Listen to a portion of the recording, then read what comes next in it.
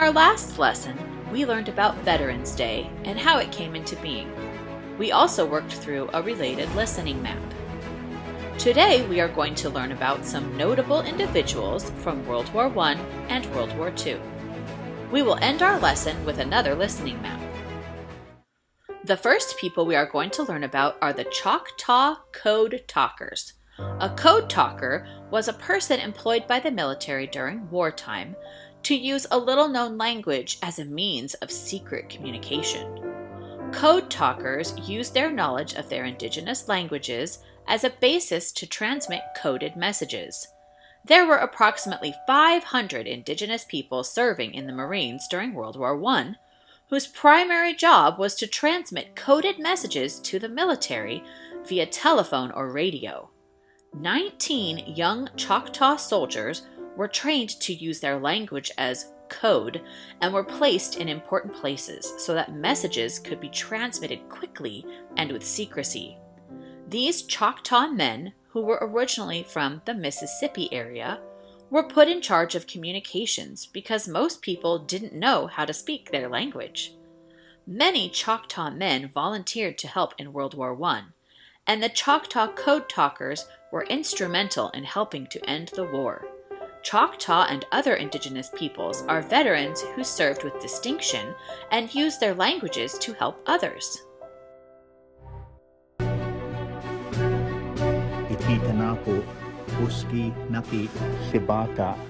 The Choctaw at the end of World War I were asked, please don't divulge this. This is a secret. You are a national secret. Choctaw Code Talkers have been credited with shortening the war. The idea came, well, maybe the Germans don't know the Choctaw language. And they came up with a code in the field while they were fighting. We kept a secret. They did much during this war. I mean, these men were men of valor. It's important that we remember who it was that did this. The Choctaw language did play a vital role in the conclusion of World War I. They intervened at a time war was not won at all. The original Code Talkers.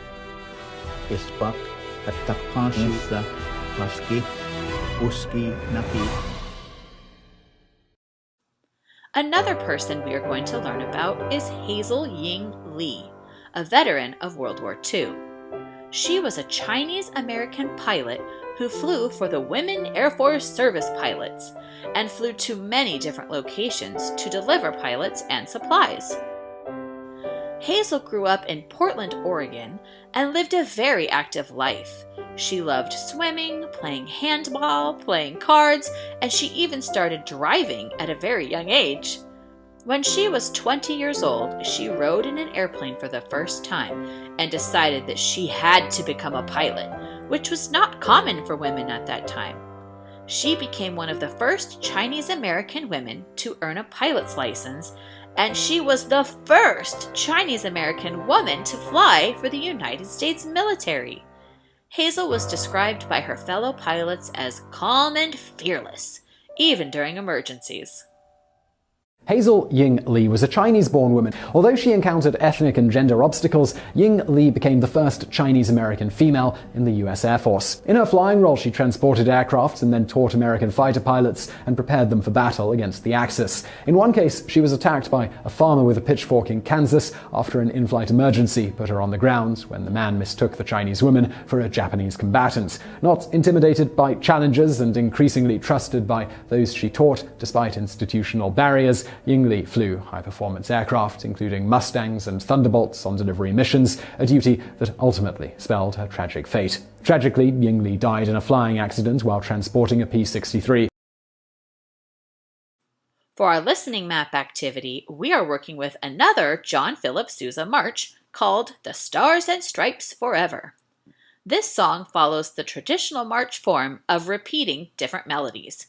You will notice that this has a lot of repeated sections like Washington Post does. John Philip Sousa composed or wrote this march at the end of 1896, and when his band performed it in 1897, it was an instant hit. An act of Congress in 1987 made it the official national march of the United States. Start where the yellow outline is.